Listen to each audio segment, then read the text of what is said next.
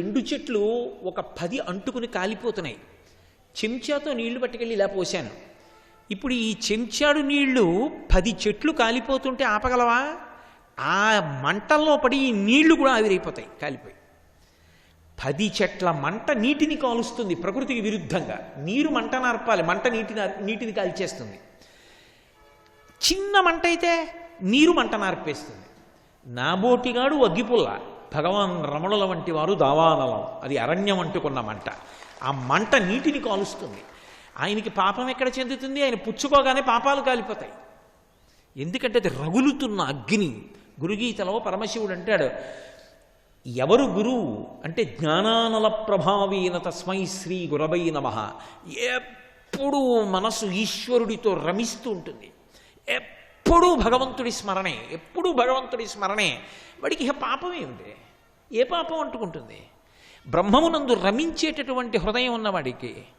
కాబట్టి భగవన్ స్వాగతం తెస్తూ, ఓ విశ్వామిత్ర మహర్షి, హే భగవన్ రండి, స్వాగతం, నన్ను ఏం చేయమంటారు, ఆజ్ఞాపించండి. ఎంత అందంగా అడిగాడో చూడండి. అంతకు ముందు అడిగాడు, వీళ్ళిద్దరూ ఎవరో క్షత్రియ కుమారుల్లా ఉన్నారు, ఈ పిల్లలిద్దరూ కోదండాలు పట్టుకున్నారు, ఈ పిల్లలిద్దరు ఎవరు ఇంత తేజోమూర్తులుగా ఉన్నారు అని అడిగాడు. వాళ్ళిద్దరూ క్షత్రియులు, దశరథ మహారాజు యొక్క కుమారులు, రామలక్ష్మణులు. సిద్ధాశ్రమంలో నా యజ్ఞాన్ని సంరక్షించడానికి వచ్చారు అని. ఏమీ లేదయా, వీళ్ళని ఎందుకు తీసుకొచ్చానో తెలుసా?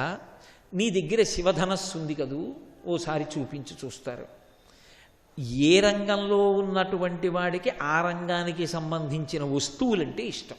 మంచి క్రీడాకారుడు అనుకోండి, ఎక్కడికి వచ్చినా ఓ 4 ఆట వస్తువులు ఏముంటాయో ఆ వస్తువులు చూసి వాటి నాణ్యత అవి పరిశీలిస్తుంటాడు. అబ్బా చాలా బాగుందండి, బంతి బాగుందండి, ఈ బంతిని కొట్టడానికి బ్యాట్ బాగుందండి చూస్తాడు.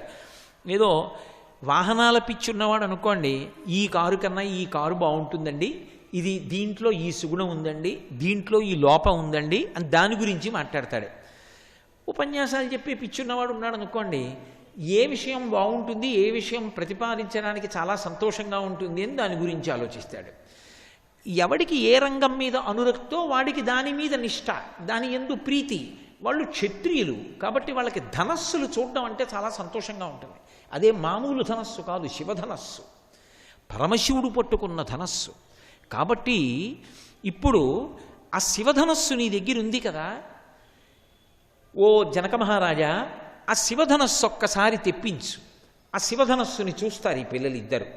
ఏతద్దర్శయ భద్రం తే కృతకామౌ నృపాత్మజౌ దర్శనాదస్య ధనుషో యథేష్టం ప్రతియాస్యత. ఈ పిల్లలిద్దరూ సారా ధనస్సు చూస్తారు. అక్కడికి వెళ్ళినందుకు జనక మహారాజు గారి మిథిలాపురం వెళ్ళినందుకు అబ్బో శివధనస్సు చూశాం అని సంతోషిస్తారు. ఏది ఒక్కసారి ధనస్సు తెప్పించు చూస్తారు అన్నాడు. అంటే విశ్వామిత్రుణ్ణి రామలక్ష్మణుల్ని కూర్చోపెట్టి అప్పటికి అర్ఘ్యపాద్యాదులు ఇచ్చి సత్కరించినటువంటి జనకుడు వెంటనే శివధనస్సు తీసుకురమ్మని శాసించలేదు. శివధనస్సు చూపించు అనగానే శివధనస్సు చూపిస్తాను కానండి, దానికి సంబంధించి ఓ చిన్న కథ ఉంది మీకు చెప్పాలి అన్నాడు. విశ్వామిత్రుడికి కాదు, రామలక్ష్మణులకు తెలియాలని ఆయన వెంటనే ఒక విషయాన్ని ప్రారంభం చేశాడు. మా వంశంలో నిమి మొట్టమొదటివాడు. ఆ నిమి దగ్గర నుంచి లెక్క పెట్టినప్పుడు 6వ, వాళ్ళందరినీ జనకులని పిలుస్తారు, 6వ జనకుడైనటువంటి దేవరాతుని యొక్క పరిపాలనా కాలంలో పరమశివుడు తన దగ్గర ఉన్నటువంటి ధనస్సుని న్యాసంగా ఇచ్చాడు. న్యాసము అంటే నిక్షేపించుట అని, మహన్యాసము, ఉపన్యాసము, న్యాసము అంటే నిక్షేపించుట, దాని యందు ఉంచుట అని ఆ దేవరాతుడి దగ్గర ఉంచాడు. అది పరమశివుడు పట్టుకున్న ధనస్సు. అది మా పూజా మందిరంలో ఉంది. ప్రతిరోజు దానికి పూజ చేస్తాం. అది సామాన్యమైనటువంటి శివధనస్సు కాదు. నా ఇంట్లో 2 ఉన్నాయి అపురూపమైన వస్తువులు అన్నాడు జనకుడు. ఒకటి శివధనస్సు, అది శివానుగ్రహంగా వచ్చింది. రెండవది నా కూతురు సీతమ్మ. ఆమె అధమే కృషత క్షేత్రం లాంగలాదుద్దితామయ క్షేత్రం శోధయతా లబ్ధ్వా నామ్నా సీతేతి విశ్రుత అన్నాడు. వా, ఏమందంగా మాట్లాడతాడో. ఒకప్పుడు నేను యజ్ఞం చెయ్యాలనుకున్నాను. ఆ యజ్ఞం చెయ్యాలనుకున్నప్పుడు నాగలితో భూమిని దున్నుతున్నాను సమంత్రకంగా. దున్నుతున్నప్పుడు ఏదో పద్మావతీదేవి మందసంలో దొరికినట్టు సీతమ్మ దొరికిందని చెప్పలేదు జనకుడు. అధమే కృషత క్షేత్రం లంగలాదుద్ధితామయ, ఆమె భూమి నుంచి పైకి లేచింది. పైకి లేచి తనకి తాను పేరు పెట్టుకుంది, నేను పెట్టలేదు ఆమె పిల్లకి పేరు. సీతానామ్నేతి విశ్రుత, ఆ పిల్ల తన పేరు తాను సీత అని వృద్ధిలోకి వచ్చింది. ఇక్కడ ఒక విషయం గమనించాలి, జనక మహారాజు గారు ఇక్కడ వరకే చెప్పాడు. కానీ సీతమ్మని అయోధ్యకాండ చిట్ట చివరిలో అనసూయమ్మ అడిగింది, అసలు నువ్వు జనకుడికి కూతురు ఎలా అయ్యావు అని అడిగింది. నువ్వు జనక మహారాజు గారి యొక్క తేజస్సు ఆయన భార్యలో ప్రవేశిస్తే పుట్టిన దానివి కావుగా, భూమిని దున్నితే దొరికావంటారే, మరి జనకుడికి కూతురు ఎలా అవుతావు? ఏ ధర్మం చేత జనకుడికి కూతురు అయ్యావు, జానకి అయ్యావు అని అడిగింది. ఎవరితో చెప్పాలో వాళ్ళతో చెప్పాలి. అనసూయమ్మతో చెప్పింది సీతమ్మ. అవునమ్మా, మా నాన్నగారు యజ్ఞం చేద్దామని భూమిని దున్నుతుంటే ఆ నాగేటి చాలుకు తగిలి నేను భూమిలోంచి పైకి లేచాను. ఆ పైకి లేచినప్పుడు మా నాన్నగారు నన్ను ఇలా ఎత్తుకుని పట్టుకుని, ఈమె నా కుమార్తె కాదు, యజ్ఞం చేద్దామని భూమి దున్నుతుంటే నాకు దొరికింది ఈ పిల్ల, ఈ పిల్ల నాకేమవుతుంది అని ప్రశ్నార్థకంగా ముఖం పెట్టి నించున్నాడు. అంతరిక్షీచమాగుప్త, అంతరిక్షంలోంచి మాట వినపడింది. ఏమని అంటే, ధర్మేణ తనయా తవా, ఆమె నీకు కూతురు కావాలనే నువ్వు భూమిని దున్నుతున్నప్పుడు తాను పైకి లేచి నీకు దొరికింది, అందుకని ధర్మము చేత ఆమె నీకు కుమార్తెయే అని అంతరిక్షం పలికింది. అందుకని నాకు కూతురైంది, అందుకని నేను జనకుడికి కూతురయ్యాను. జనకుడికి కూతురై జనకుడికి కీర్తి తెచ్చాను కాబట్టి జానకి అని పేరు వచ్చింది. సీత అన్న పేరు జనకుడు పెట్టలేదు, ఆమెయే పెట్టుకుంది. సీతానామ్నేతి విశ్రుత. అదిగో ఆ పిల్ల ఉంది, ఆమె యుక్త వయస్సులోకి ప్రవేశించింది, పెళ్లి చెయ్యాలి. కానీ ఆమె నరకాంత కాదు. నిజానికి నా భార్య యందు నా వలన జన్మించిన కుమార్తె కాదు. మరి ఇప్పుడు ఈమెకి నేను ఎవరినిచ్చి పెళ్లి చెయ్యాలి? ఇది జనకుడి ప్రశ్న. ఆమె అయోనిజ కాబట్టి కారణజన్మురాలు. సాక్షాత్తుగా మహామాయా విశ్వం భ్రమయసి పరబ్రహ్మ మహిషి అంటారు శంకరులు సౌందర్యలహరిలో. మహామాయాస్వరూపిణి అయినటువంటి అమ్మవారే సీతమ్మగా వచ్చింది. ఇప్పుడు ఈమెకు భర్త ఎవరు? పరబ్రహ్మము. పరబ్రహ్మం ఎక్కడ పుట్టాడు? ఏ రూపంలో పుట్టాడు ఈమెకు భర్తగా? ఆయన ఎక్కడో పుట్టాడు కాబట్టి ఈవిడ పుట్టింది. ఎందుకనంటే ఆయనని అనుగమిస్తుంది నిత్యానపాయని. ఈమె భర్త ఎక్కడున్నాడో నేను ఎలా కనిపెట్టడం? అందుకని ఇది చెప్పడు జనకుడు. చెప్పకుండా ఆమెని వీర్యశుల్క అని ప్రకటించారు. వీర్యశుల్క అంటే ఎవరు తన యొక్క క్షతి లేకుండా, అంటే తాను పడిపోకుండా చూసుకుంటూ ఇతరులను పడగొట్టగలిగినటువంటి పరాక్రమాన్ని పొందుతాడో వాడిని వీర్యవంతుడు అంటారు. అంతటి వీర్యవంతుడు అని తెలుసుకోవాలి అంటే అందుకోసమే ఇలా ఉంది. పరమశివుడు తన ధనస్సు మా దగ్గర ఉంచాడు. శివుడొకడు పరబ్రహ్మమొకడు గాడుగా, ఆ ధనస్సు ఎవడెత్తుతాడో ఆడే పరబ్రహ్మం. తెలిసిపోవట్లా? అందుకని ఈ శివధనస్సు ఎవడు ఎత్తుతాడో, ఎవడు నిలబెడతాడో, ఎవడు వింటినారి కడతాడో, ఎవడు దాని యొక్క వింటినారిని ఆకర్ణాంతము లాగుతాడో, ఎక్కువ పెడతాడో, అటువంటి వాడికిచ్చి నా బిడ్డని వివాహం చేస్తాను అని ప్రకటించాను. నా కూతురు వీర్యశుల్క అన్నాను. అలా ఎవరైనా శివధనస్సును ఎక్కువ పెడితే పిల్లనిస్తానన్నాను. ఎందరో రాజులు వచ్చారు, సీతమ్మ తల్లి యొక్క అందచందాలు గుణగణాలు విన్నారు. ఈ పిల్లని భార్యని చేసుకోవాలని ఎన్నో దేశాల నుంచి ఎందరో రాజులు వచ్చారు. ఆ వచ్చినటువంటి రాజులందరూ కూడా శివధనస్సుని ఎక్కువ పెట్టడానికి ప్రయత్నించారు. ఎక్కువ పెడదామని ప్రయత్నించినటువంటి ప్రతివారు కూడా యక్ష గంధర్వ కిన్నెర కింపురుషులు దైత్యులు అసురులు అందరూ కూడా శివధనస్సుని ఎక్కువ పెట్టలేక విఫలురైపోయారు. అయిపోయినటువంటి రాజుల సంఖ్య ఎక్కువైపోయింది. శివధనస్సు ఎక్కువ పెట్టలేకపోయిన వాళ్ళు ఎక్కువైపోయారు. ఎక్కువైపోయి వీళ్ళందరికీ కడుపులో కక్ష బయలుదేరి జనకుడు ఆ సీతమ్మని వీర్యశుల్క అంటున్నాడు. శివధనస్సు ఎక్కువ పెట్టిన వాడికి పిల్లనిస్తానంటున్నాడు. కానీ శివధనస్సుని ఎవరూ ఎక్కువ పెట్టలేకపోతున్నారు. మనని అవమానిస్తున్నాడు. అందుకే మనందరం కలిసి ఒకటై జనక మహారాజు గారికి బుద్ధి చెప్దాం. ఆ తర్వాత సీతమ్మను ఎవరు చేసుకోవాలి తర్వాత నిర్ణయిద్దాం అని వీళ్ళందరూ కలిసి ఒక సమూహంగా నా మీదకి యుద్ధానికి వచ్చారు. నేను వాళ్ళతో చాలా కాలం యుద్ధం చేశాను. ఒక సంవత్సరం అయిపోయిన తరువాత అంతఃపురంలో ఉండేటటువంటి జీవనోపకరణములన్నీ తరిగిపోయాయి. అంటే శరీరములు నిలబడడానికి ఏ పదార్థములు అవసరమవుతాయో ఆ పదార్థములన్నీ అయిపోయాయి. తినడానికి తిండి గింజలు కూడా లేవు. అప్పుడు ఎలా మరి అంతఃపురంలో ఉన్న వాళ్ళు బ్రతకడం? బయటికి ఎడదామంటే శత్రువులు చుట్టూ మొహరించి ఉన్నారు. నేను ఏం చెయ్యాలి అని ఆలోచించి దేవతలందరినీ ప్రార్థన చేసి తపస్సు చేశాను. తతో దేవగణాన్ సర్వాం తపసాహం ప్రసాదయన్ దదుశ్చ పరమ ప్రీతాచుతరంగ బలం సురాహ. నేను చేసినటువంటి తపస్సుకి దేవతలు సంతోషించారు. దేవతలు తమ చతురంగ బలాల్ని నాకు ఇచ్చారు. నేనప్పుడు ఆ చతురంగ బలాలతో వాళ్ళ మీదకి యుద్ధానికి వెళ్ళాను. వాళ్ళందరూ నా చేతిలో ఓడిపోయి దిక్కులు పట్టి పారిపోయారు. ఆ తర్వాత ఇక నా మీదకి యుద్ధానికి రాలేదు. కానీ అప్పటి నుంచి శివధనస్సుని ఎక్కువ పెట్టినవాడు నాకు కనపడలేదు. కాబట్టి ఈమెకి నేను కన్యాదానం చేసే అవకాశం దొరకలేదు. సీతమ్మ అలాగే ఉంది, శివధనస్సు అలాగే ఉంది. ఆ శివధనస్సుని ఎవడైనా ఎక్కువ పెడితే సీతమ్మని ఇచ్చేస్తాను. ఇది ఆ రెండింటికి ఉన్నటువంటి అనుబంధం. ఓ భగవన్ విశ్వామిత్ర మహర్షి, మీరు ఈ రామలక్ష్మణులకి శివధనస్సుని చూపించమంటున్నారు, చూపిస్తాను. కానీ యద్యస్య ధనుషో రామ కుర్యాదారోపణం మునే సుతాం అయోనిజాం సీతాం దద్యాం దశరథేరహం. ఎంత సంతోషమో జనకుడికి. ఒకవేళ నేను ఆ ధనస్సు చూపించిన తర్వాత ఈ పిల్లాడు ఎక్కువ పెడతానంటే, ఎక్కువ పెడితే, వింటినారి సారిస్తే ఏం చేస్తానో తెలుసా? సుతాం, నా కూతురు, ఆడపిల్లని కన్నవాడు తలదించుకు మాట్లాడాలని ఏం లేదు. సుతాం, నా కూతుర్ని, అయోనిజాం, నా కూతురు అన్నానని ఏదో నాకు నా భార్యకి జన్మించింది అనుకుంటున్నారేమో. అయోనిజ, కానీ నన్ను తండ్రిని ఎంచుకుంది, నన్ను తండ్రిగా పుట్టింది, నన్ను జనకుండి తండ్రిని చేసి జానకి అని పేరు పెట్టుకు తిరిగింది నా తల్లి. అది నా అదృష్టం. సుతాం అయోనిజాం సీతాం దద్యాం దశరథేరహం. అలా రాముడు కానీ ధనస్సు ఎక్కువ పెడితే నా కూతురు సీతమ్మని ఆ రాముడికి ఇచ్చి పెళ్లి చేసేస్తాను. ఇది శివధనస్సుకి సీతమ్మకి ఉన్న సంబంధం. ఈ రాముడు ధనస్సు ఎక్కువ పెడతానంటాడేమో చూపించాక. ఎక్కువ పెడతానంటే మాత్రం, ఎక్కువ పెడితే మాత్రం పిల్లనిస్తానండోయ్. అది శివధనస్సుకి నా కూతురికి ఉన్న అనుబంధం.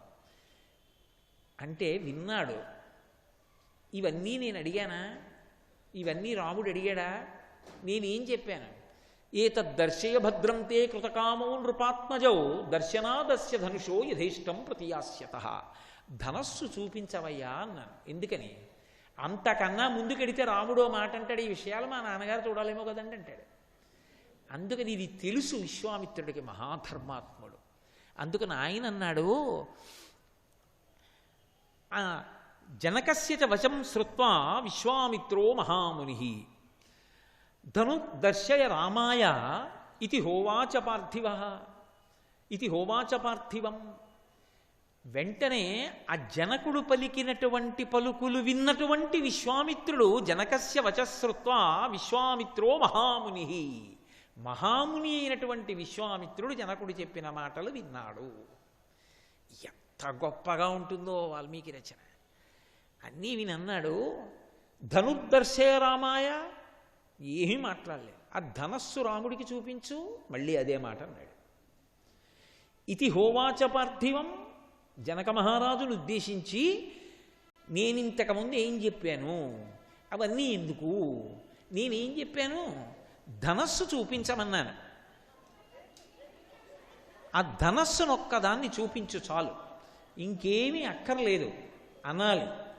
కానీ మహానుభావుడు జనక మహారాజు గారు చెప్పినటువంటి మాటలు విని ఎంత చమత్కారంగా మాట్లాడాడంటే, విశ్వామిత్రుడి యొక్క గాంభీర్యం అంటే అలా ఉంటుంది.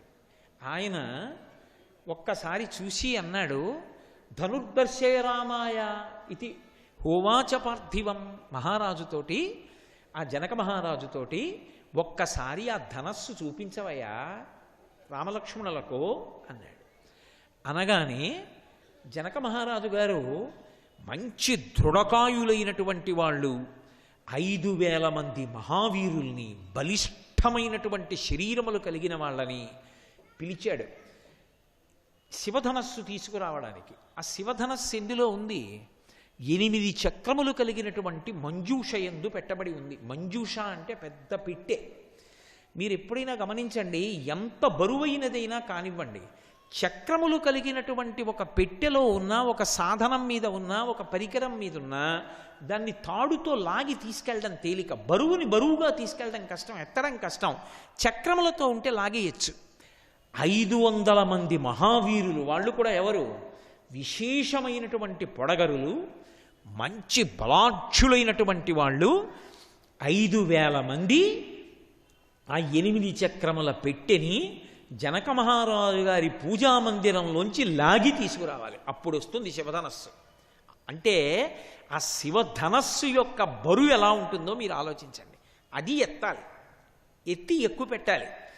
దాన్ని ఎత్తి ఇలా ఎడంచేత్తో పట్టుకుని తాడు విప్పి దాన్ని వేసి ఉంచి నారి కట్టాలి ఆ పైకి. అదేమన్నా మాటలా? అటువంటి శివధనస్సుని పట్టుకోవడం. ఆ పెట్టె తీసుకొచ్చి అక్కడ పెట్టారు. రామలక్ష్మణులు కూర్చున్నారు, విశ్వామిత్రుడు కూర్చున్నాడు, జనక మహారాజు గారు ఎదురుగుండా నిలబడున్నాడు. ఆ పెట్టె చూపించాడు. చూపించి అన్నాడు, ఇదిగో ఇదే శివధనస్సు.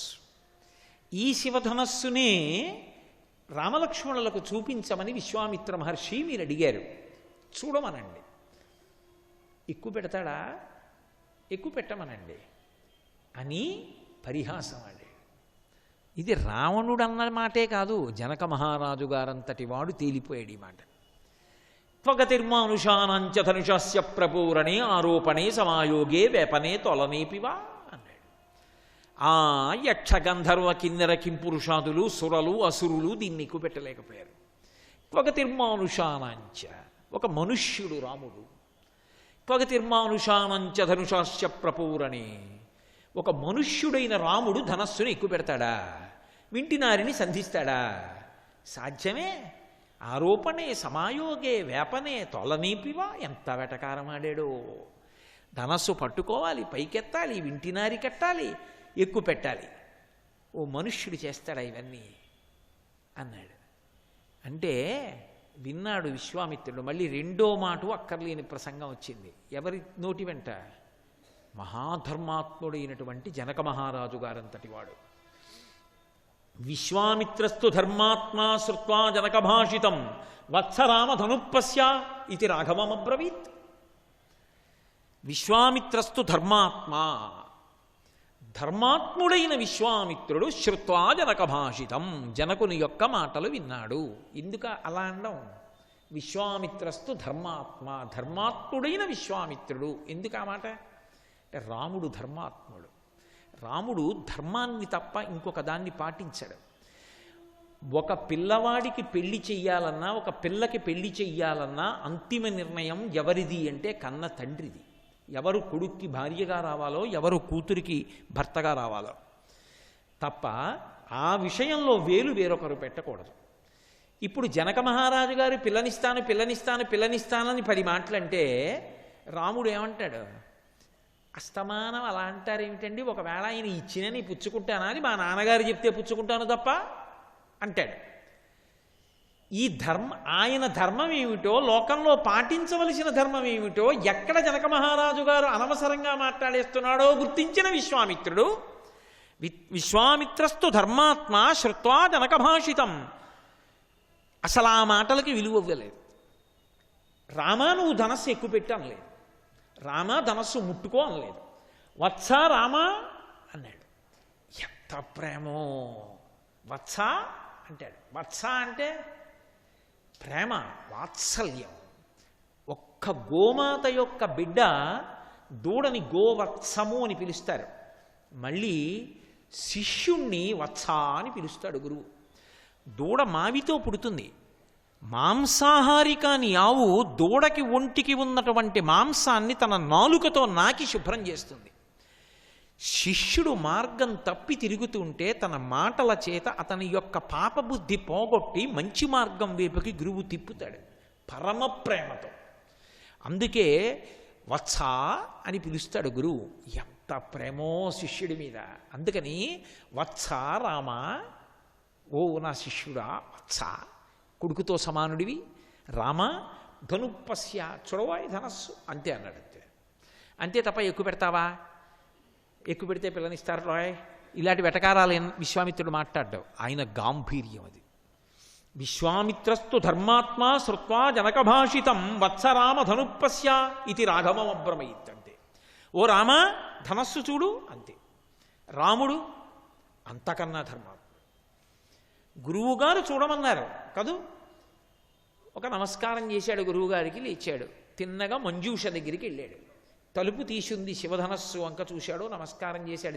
పవిత్రమైన వస్తువుల దగ్గరికి వెళ్ళినప్పుడు ప్రదక్షిణంగా పెడతాడు. పాలికలు, ప్రమిదలు, అక్షతలు, పేలాలు, పువ్వులు ఏవి కనపడినివ్వండి ప్రదక్షిణంగా పెడతాడు రాముడు. గౌరవం. వెంటనే ప్రదక్షిణ పురస్సరంగా వెళ్ళాడు. దాని వంక చూశాడు, నమస్కారం చేశాడు. ఏమని చెప్పారు గురువుగారు? ఎక్కువ పెట్టని చెప్పారా? చెప్పలేదు. వత్సరామ ధనుప్పస్య అన్నారు. సర్వం శ్రీ ఉమామహేశ్వర పరబ్రహ్మార్పణమస్తు. స్వస్తి.